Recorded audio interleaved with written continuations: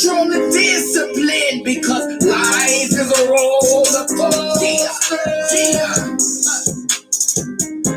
Be ready for the game. Yeah. Seasons change, but something stay the same. Still rooted like a tree. Fake friends fall like leaves. Mama coming through with a machete for the weeds. Getting the ground ready, cause you know we planting seeds.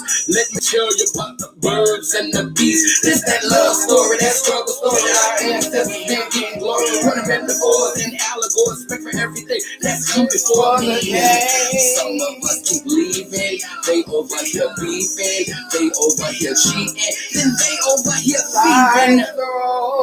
So these children can't keep eating. Poor people still grieving. While dying, no season. Still passing, no weaving. But they say I'm weak cause I don't even really like to play the game. To live these evils go back to another killing their fame. We sinned and missed our aim. Got so high I was low. Liquor had me moving slow. Hollow like a chocolate Easter bunny with no soul. Tasty crash got me getting money. Reaching through a hole in the wall to snatch strings. Put you on the team, now use a cog in the machine. Black lightning keeps the whiteness supreme. Cause once the black is lightened, then they both the same thing. I ride the bench for the new tribe. The whole world, they got nothing to hide. We dog is the bottom of the sea. Still connected to that water I just poured in my tea. They gon' show us how to thrive. Problem solve, evolve. Not a slave to the matrix. Playing catfish with fake pics. Running trends like a dirty flick. Abusing time, playing cheap tricks. I'm a little behind this curtain, you see. Life path numbers 4 and 3. 7 going on 8, shaped like infinity. Cause I'm infinitely tapping into my divinity like a trinity. Both physically and spiritually. Nothing can hinder this. I am the genderless offspring of it all. Remove us and the whole thing falls and starts again. That's gravity, my friend. Thought we wasn't there, but we was there too. See you in a minute, cause we about to come through. Smoke the night, that's nothing and everything. The scene and the hitting. Clock your sequence times, don't fall for the division. Cosmic balance be the intention. About to cut in and make this incision. We ain't afraid of some friction. Opening portals to new dimensions. Critical thinking. We use it when we making these decisions. Be ready for it.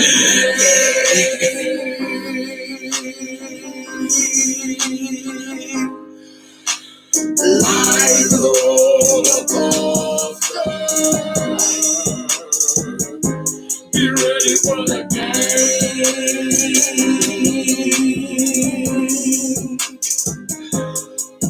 Cause the life is a roller coaster. Be ready for the game. So move with self-control and discipline. Because life is a roller coaster.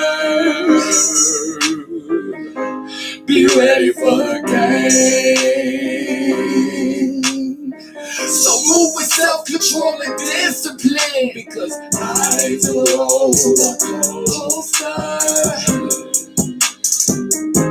Be ready for the game. Cause the life's a roller coaster.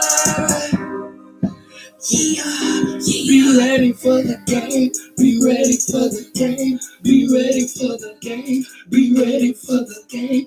Be ready for the game.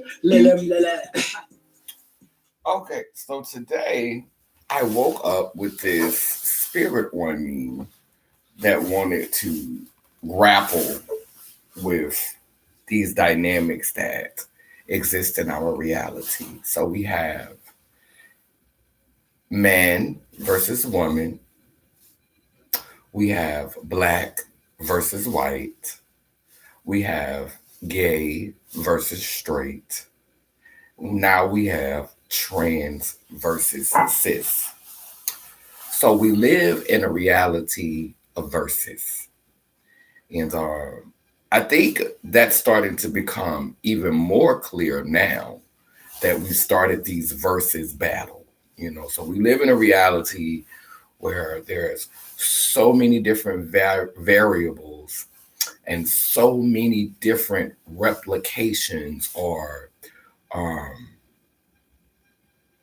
types of versions of ourselves that we can now just compete against ourselves on so many levels. Because at the end of the day, it is my belief that we are all connected, that we all come from the same place. We breathe the same air. Um, we pretty much survive off of the same type of substances.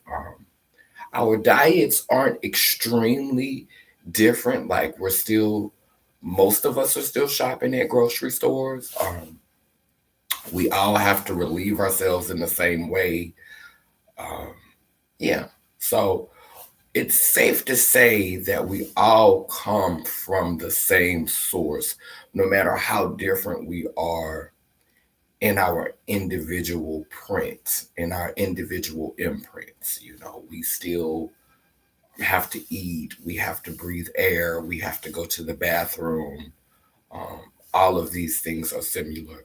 So, just really getting into this whole versus thing. Now, first, I wanted to talk a little bit more about man versus woman.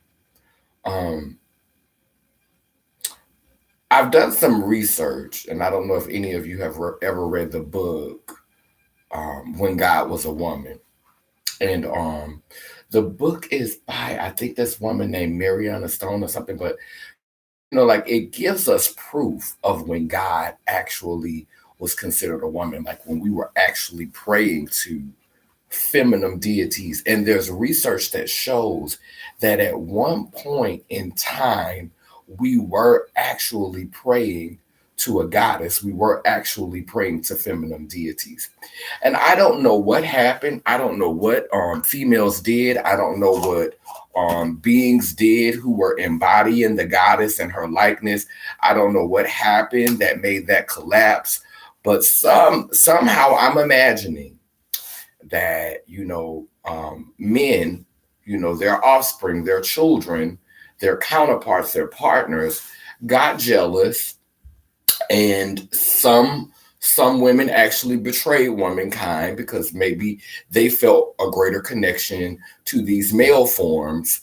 And then the next thing the patriarch came, because I'm sure that men weren't able to make this a patriarchal society without the assistance of some beings who were born with wombs. There had to be some handshaking going on for the womb bearers to become servants of the patriarch. So there had to be some handshaking going on. So moving right along, we start to see the same pattern in blackness versus whiteness. Now, when stories are told via mainstream, we're getting a chance to see more and more of our likeness in mainstream now. Those of us who possess melanin, those of us who have this skin, and those of us who have this C4 hair patterns and these wide noses and these thick lips, we're seeing more examples of ourselves in mainstream. And also we're seeing examples of ourselves that have been kind of lightened, examples of ourselves that have been whitewashed. And so last night I was watching Amina. I don't know if you've had a chance to watch Amina, but Amina is about this warrior queen, this really, really dark skinned warrior queen. It's, of course, an African story. And in the story, there was absolutely not one Caucasian person in sight. And it reminds me of when I was in South Africa during the pandemic, when I was in Africa, and for that whole month, that 1 month that they severely locked us down and we couldn't go into the city, I did not see one Caucasian person unless I was watching TV. I didn't even see anyone who did not have a C4 hair pattern. Like, for a month, all I saw was C4 hair patterns, melanin, wide noses, and thick lips for a whole month. That's all I saw. And so Amina reminds me of that. But Amina was so enlightening in the ways that it showed me that oppression doesn't need an oppressor. Like, there doesn't have to be a difference in skin complexion in order to experience oppression. Like, we can oppress each other and still be the same skin complexion. So this is what I wrote. If we were able to segregate again, there would still be a caste system. And you know, a caste system is when someone is superior to another one based on, you know, the money you got, based on the connections you got, based on whatever. But for some reason, you know, the system is set up where certain groups are favored more than others. So there's a casting system.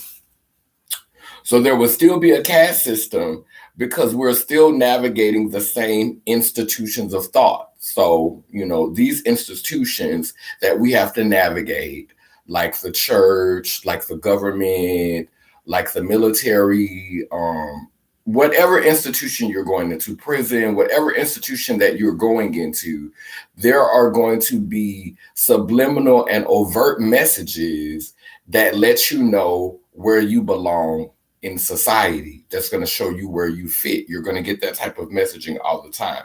So even if we were to segregate, there would still be a caste system because we would still be navigating the same institutions of thought.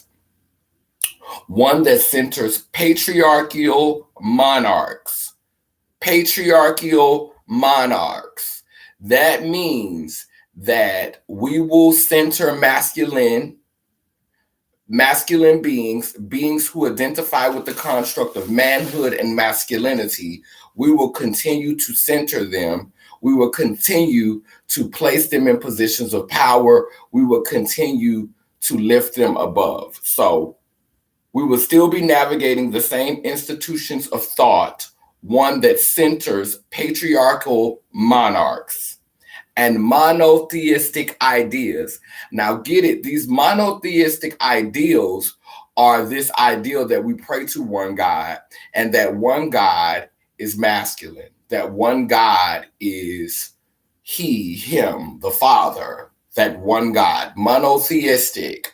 When you hear the word mono, of course, that means one.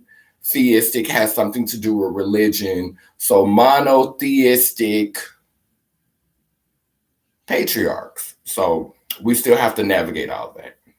So let me ask you this question. With that understood, is oppression any less oppression because massa has your same complexion? Is oppression any less oppression if massa has your same complexion? Oh my God, it's got you today. Let's talk about it. Is oppression any less oppression if massa has your same complexion? So, and the answer for me is no. No. Oppression is still oppression. It's not any different just because massa does not have my same complexion. Just because the master in possession has my same complexion, that doesn't make it any less oppression, period. So moving on to the gay versus straight. Now, what we have here is some bitterness.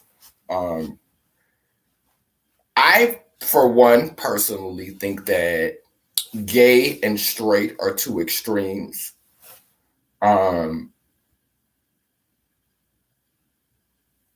I've experienced people who told me that they were 100% gay, but I've also experienced people who said they were 100% gay that would sleep with the opposite sex, you know, if you caught them at the right time, you know.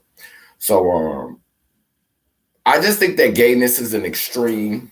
I think that straightness is an extreme.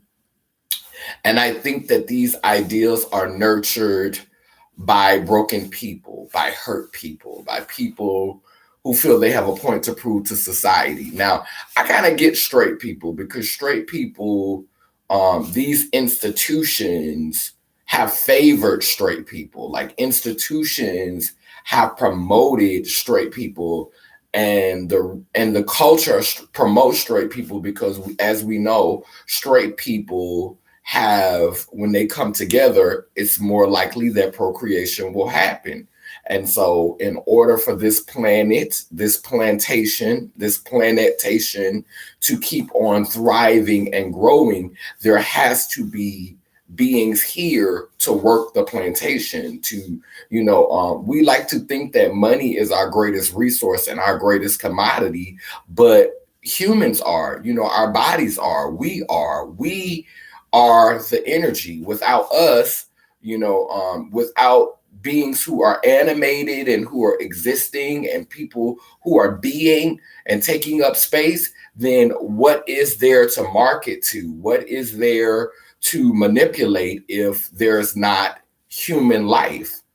So I think that straight people, people who procreate, or breeders, or whatever you want to call them, even though trans people can breed, gay people can breed, and a lot of times they do come together for the purpose of breeding, and that's pretty much it. But they have the capacity and the equipment and the tools to breed. They just don't always choose to breed. But straight people are predominantly known for breeding. So they've been favored in this reality because they, come together and they create the life that will govern or that will navigate society. So without the breeders, in our minds, all of this will end. I seriously doubt it will always end, because life will always find a way. Creation will always find a way. No telling what we would evolve into if all of us just said, you know what, I'm not bringing any more slaves here to this plantation. I'm not creating any more children. If all of us just said, you know what, I'm not doing this, something would have to happen. It would cause a shift. Energy would be building up. And like when a teapot reaches a certain amount, honey, that pressure starts shooting out of there. So something has to happen. Something has to happen. A shift would come. Something would have to happen. I personally don't think that if we all stop physically bringing life here, that we would not evolve in some way and life would still find a way to happen. I'm of that mind. But like I said, for a long time, this reality has favored those who have the parts to come together and create life. And so gays have felt shunned because they weren't participating in that ritual. And like I said, again, I think they both are extremes. I think a lot of straight people are pretending to be straight when a lot of them are bisexual.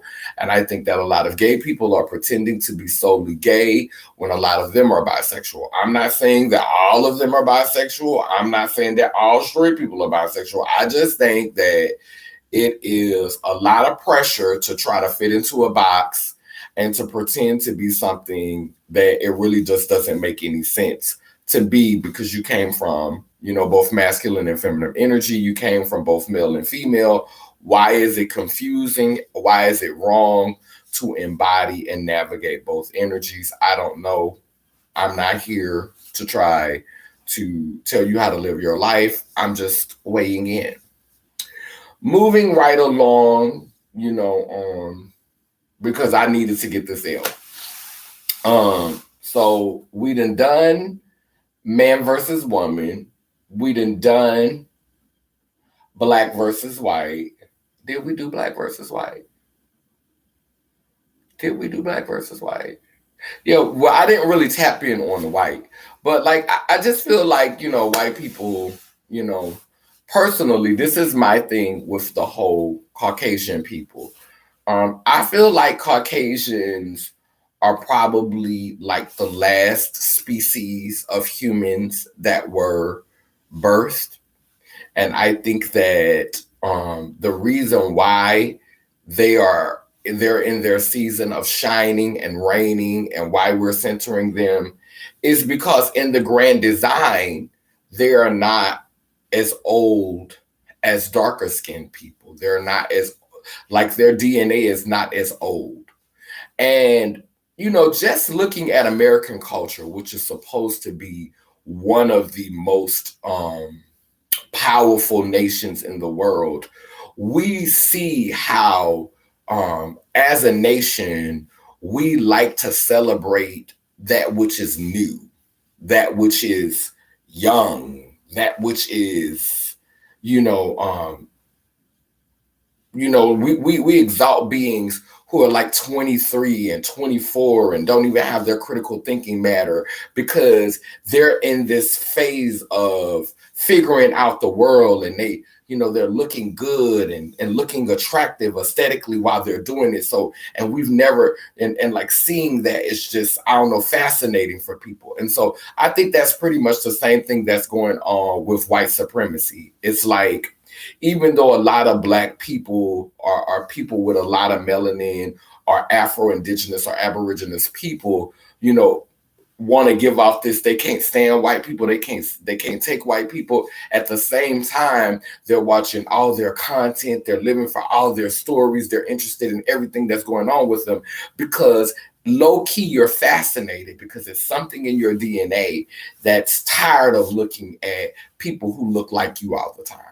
Tired of seeing everybody with kinky hair.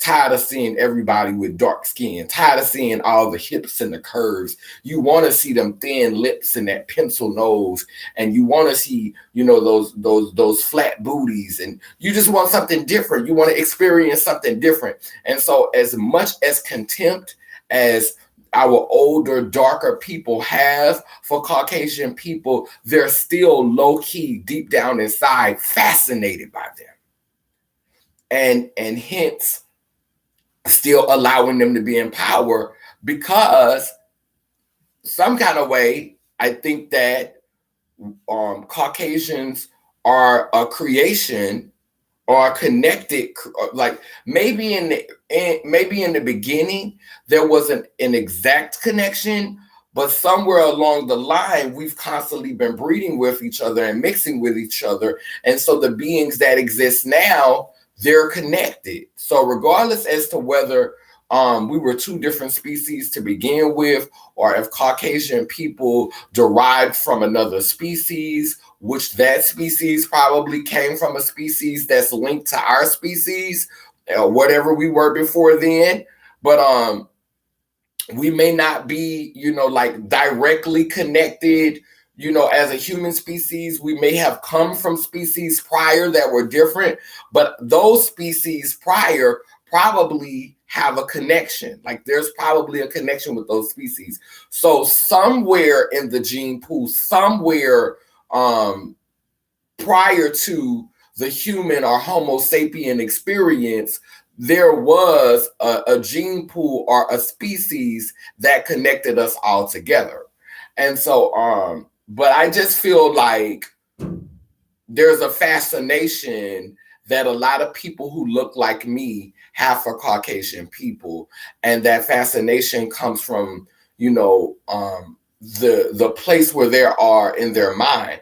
Because, youth, they're still figuring out, like, as a whole, the Caucasian species is probably more useful in its being, because it was the last species to evolve. Even though when we watch media and we watch content, they're always depicting themselves as these ancient beings. But when you're truly ancient, and when you're truly an old soul, and when you've truly been around forever, you don't need to conquer everything.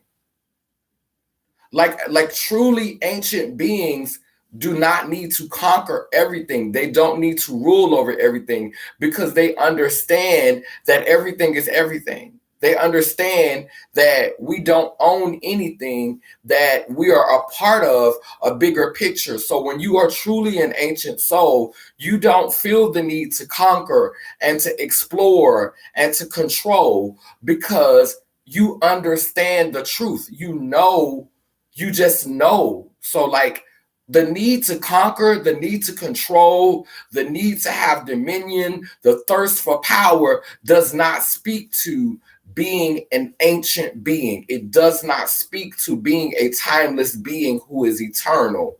Because if you are eternal and you understand all of this, then what are you fighting about? Everything is everything. We're everything and nothing. We're Alpha and Omega, the beginning and the end. When you know this, when you understand this, there's a peace that comes from that. And so I feel like those in power are actually the last to evolve. And so they're in this place of where they're figuring out. And when you're figuring out things, like when you're young, you feel like you're invincible. You feel like you can do anything. You feel like you're unstoppable. And I remember feeling like that when I was younger. I felt like I could never, get infected with anything. I could never get sick. I couldn't go to jail. I remember feeling like I was unstoppable before I turned 26 years old, before I developed my critical thinking matter, before I really developed that consciousness. And so that's why I feel like Caucasian consciousness is. I think Caucasian consciousness is still in that phase where they're feeling like, I'm unstoppable. I can do anything. Like and I just feel like that's where Caucasian consciousness is. I don't think that it's, I don't think that it's everything that, a lot of our bitter, more deeply melanated, Aborigines ancestors are making it out to be, because a lot of times I feel like they give Caucasian people way too much credit. They give the oppressor way too much credit. And that's the part that's game for me. Like, now y'all running game on me. Y'all playing with me. Stop playing in my face. Moving right along to I think I covered gay versus straight. I did gay versus straight, but I had to double back because I didn't feel like I said enough about Caucasian and white supremacy.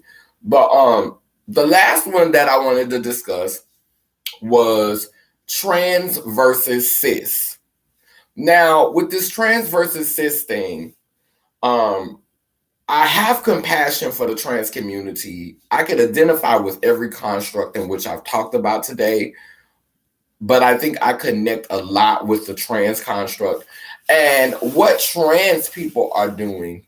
For me, I feel like on a lot of levels, it's just a little bit alarming, because when you're born into one body, or born into, when you're labeled, I don't even want to say born into one body. I want to say when you are assigned one identity at birth, but you have your whole childhood to experience a different identity. You have your childhood to be groomed and to be taught and to see life from one way. And then when you're old enough to make your own decisions, you decide to embrace the way that you've always felt, the way that you feel it should have been, who you feel you should have been. But you were still exposed to some other stuff before you were able to do what you felt you were. Now, this is where I feel, as soon as the child identifies with, so say for example, the child is born male, or the child is assigned male at birth, and the child, they don't make those connections, and so you start raising that child to fit into the opposite construct. So you're now raising this child to be a girl because this child has let you know that they identify with the construct of womanhood. They identify with girls and they feel like they're a girl.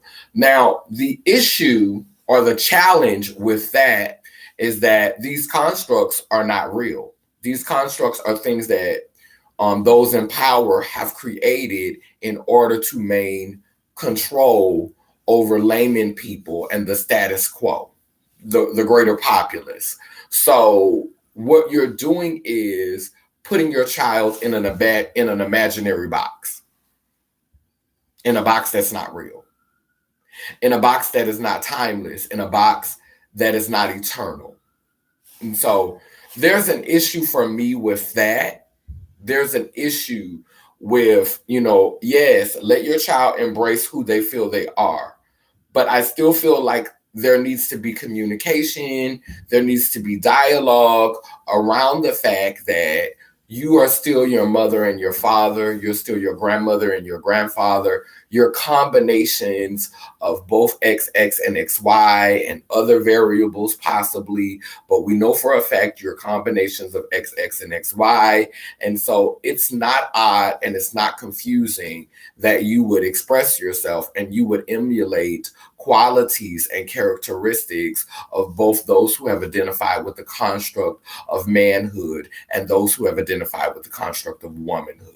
It's not odd, it's not confusing, um, it's not strange, but because culture is set up the way it is, then yeah, it's queer to mainstream because mainstream is set on making you fit into this box and fit into that box. And the thing that I find alarming is that I know a lot of trans people. I know a lot of queer people, and those queer people that I know, in private, when I'm associating with them and when I'm hanging with these trans people, they are emulating characteristics and behaviors that really speak to wholeness, that really speak to, them being their mother and their father. It's definitely there. You see it.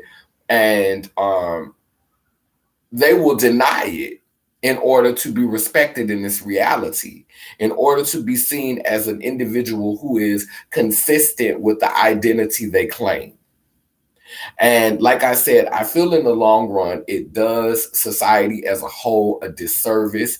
It creates a Trojan horse that will be the undoing of all that we had the potential of accomplishing in this shift.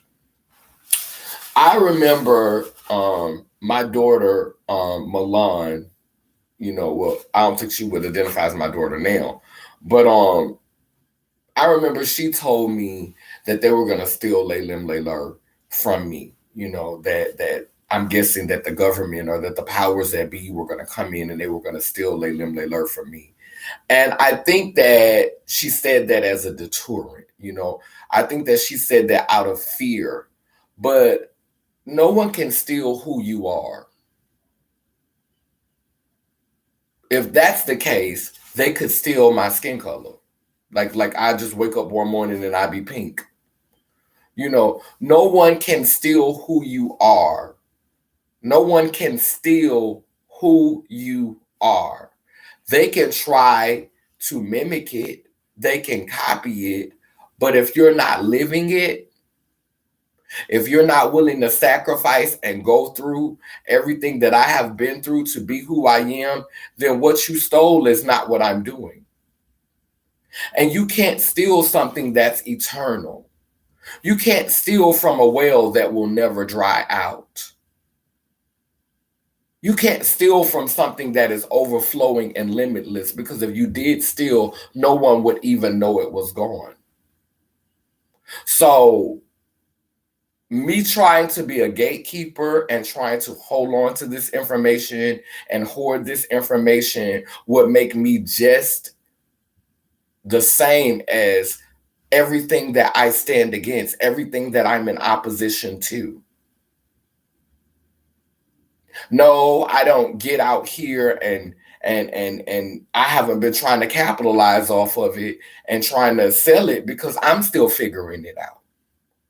I'm still understanding it. And I think a lot of times in this reality, we go to market with things before we find out what are the long-term effects. We don't do enough research on things. We don't try to fully understand things. Once we get it a little bit down pat, we just take it and run with it and try to sell it to people and try to make money off of it and try to go to market with it. And that's always been, I don't know, I guess that's the mothering energy in me. That's the eternal goddess mother energy in me, that I don't feel comfortable just running out selling something to someone, selling a faith to someone, selling an idea to something, selling a belief to someone that I have not fully investigated. That's why I have not yet taken the vaccine yet, because I don't feel like there's been enough research done. I'm already a guinea pig with the medication for the nothingness for the house in Virginia. I'm already a guinea pig with these antiretrovirals. I don't want to make other people guinea pigs with my spirituality, with what I'm learning. So I'm still practicing. I'm still getting to a place where I can be secure in what I'm saying. And that takes time. And you should want someone, you should want to if you're going to barter from people, you should want to barter from people who are really willing to have some skin in the game and to be invested and to try to fully figure out just what it is that they're hoping to share with you. Because a lot of people are just taking, like with this whole trans thing, I explored transness. The word didn't truly hit in my community in New Orleans. I was exposed to the word being used in application often when I went to Atlanta, Georgia. And we know Atlanta, they get their tea directly from New York. They get their tea directly from the East Coast. So I was really, really exposed to the conversation around transness after Katrina. Post Katrina, that's when the conversation around transness really, really started to be serious. And so I explored the realm of transness for years, and then when I became post-op, that wasn't enough for me, because as new generations of trans beings started to come up, they started trying to police my transness. Oh, you got hair in your face. Oh, your teeth ain't straight. Like, what does me having crooked teeth have to do with me embodying my foremothers? What does me having hair in my face have to do with me embodying my foremothers or making a connection to my foremothers? So there became all of these little young beings who were just stepping into, embracing transness and being open about transness, who were trying to police my transness and trying to tell me what were the qualifications and what was the criteria for me to be accepted as what I've always known myself to be. And that is an embodiment of my foremothers. And I also possess a connection to my forefathers. And so I stepped away from that confusion and that chaos and that manipulation that people were sowing and that propaganda that people were sowing, because I wanted to actually understand myself beyond the construct. And so that's when the work of Laylim Layler became more centered. But let's be clear, I've always been on this path, because when I started my YouTube channel, it was to create a space where spirituality and sexuality become one. So I was always on this journey of understanding the dual nature and the dual energies that existed within myself, but I did not have the capacity or the language to articulate that which I was feeling, because I was too busy trying to listen to mainstream, and mainstream does not want to equip you with the tools. They want to teach you how to maintain the order that is going on presently. And I want to move beyond that, because the answers, the cures, the healing, they all lie beyond that point. So there has even been a problem for me under the umbrella of transness, which is why I'm here at Wholeness, which is why I'm here at Laylim Layler, which is why I'm here at this place of, I don't subscribe to monarchs. I don't subscribe to patriarchs. I don't even subscribe to matriarchs. But I will subscribe to the combination of a matriarch and a patriarch. I will subscribe to the combination, the mixing together. That's what they say the age of Aquarius represents, when everything is mixed together. I'm here for that. I don't think that we're all going to get there at the same time. I think that people are going to be in different seasons of their lives. I don't think that we're all going to go through the metamorphosis at the same time. I don't think that we're all going to evolve into that space at the same time. But I do feel in my heart and in my soul and in my mind that that season has come for a collective. That season has come for certain tribes, for certain groups. And I am here as an ambassador to make sure that we start to do the work to create that space for those beings that will exist within that space, because we are all necessary to our tribes. So that's what I'm here for. That's the work that I'm here to do. And that's the work that I will continue to do. And if you don't follow me, if I'm speaking over your head, if anything that I've said was confusing for you, I think that speaks to where you are in consciousness, because I understood everything I said. It wasn't silly, it wasn't crazy, it wasn't foolish. I didn't have to use big ass words. I really broke it down as simple as I could. And if you don't follow it, that means that there's work for you to do.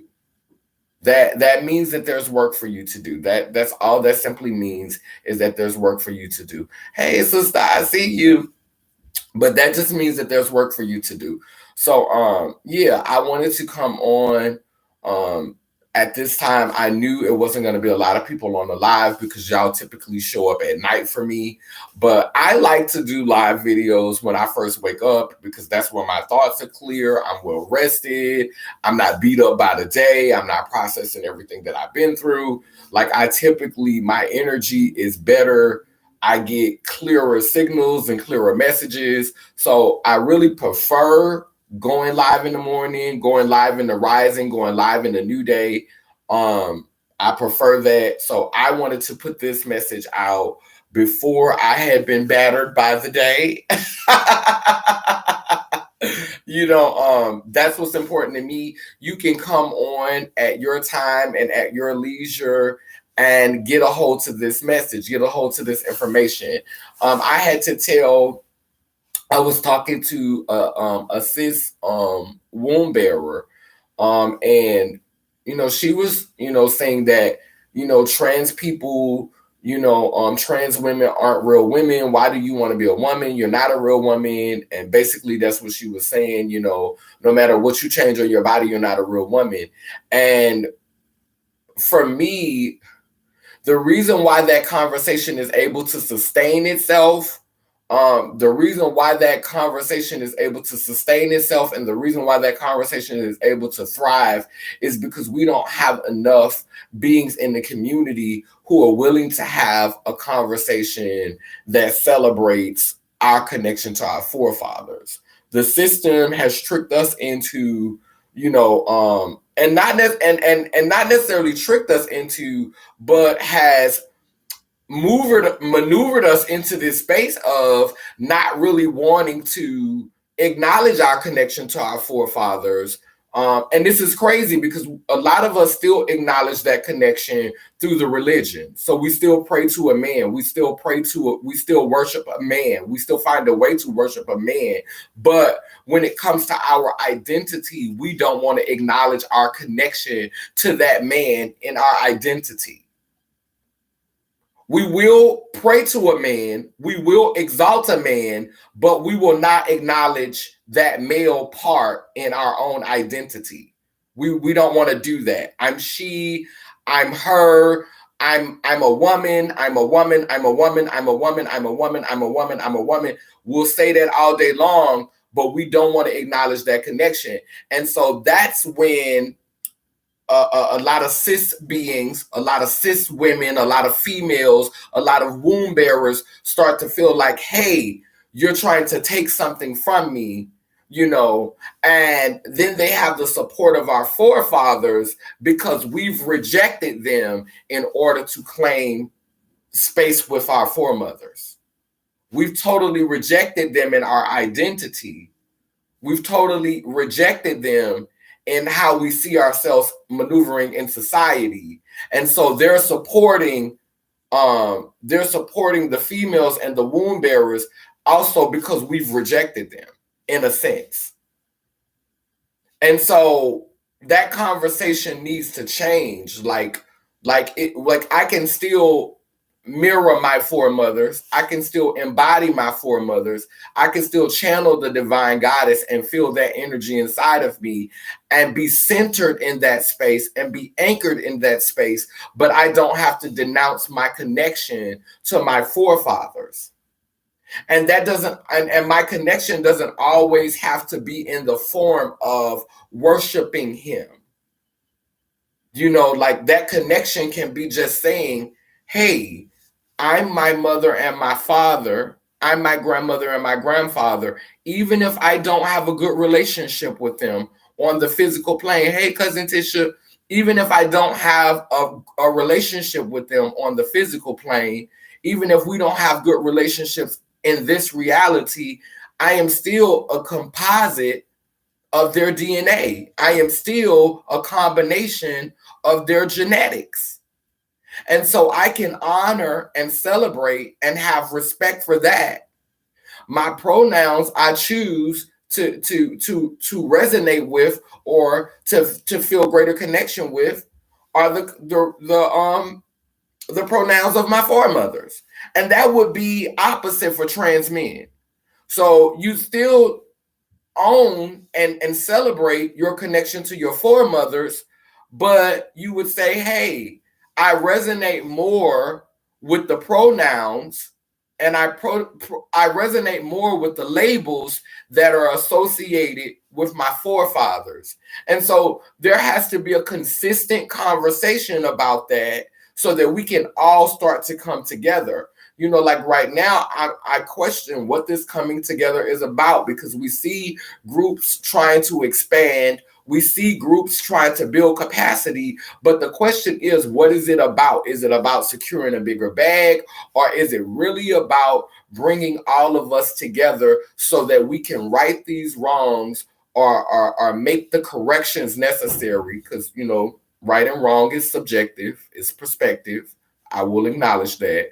But so that we can make the corrections necessary to move forward in a way that creates a big enough space for more of us to thrive and have the experiences that we desire in this reality. The only way that we can start to do that work is by realizing the ways in which we're connected versus the ways in which we aren't connected, versus the ways in which we differ. Because we all come from the same source. We're all made up of the same ingredients. It's just measured differently. A teaspoon for you, a tablespoon for me, a pinch for you, 2 dashes for me. So it's all the same stuff. It's just put together differently. Period. So with that being said, I'm not going to talk too long. That's a little 101 for y'all on this verses, because we live in a society of verses. LOL, that's so true. Morning, we have clear mind after some good sleep. That's correct. Oh, wait a minute, hold on. Girl, wait a minute, hold on. The cap was on that girl, no wonder. Yes. So a light to guide the ancestors home who we've lost today. Well, not lost, excuse me. A light to guide the ancestors home who transition this realm today and every other day since I've been away from my altar. Down but now that I say cool, it keeps spinning and turning. Iangani, Iyanko, Kalukalo, which means I am a child of God, goddess. And if I am, you know you are.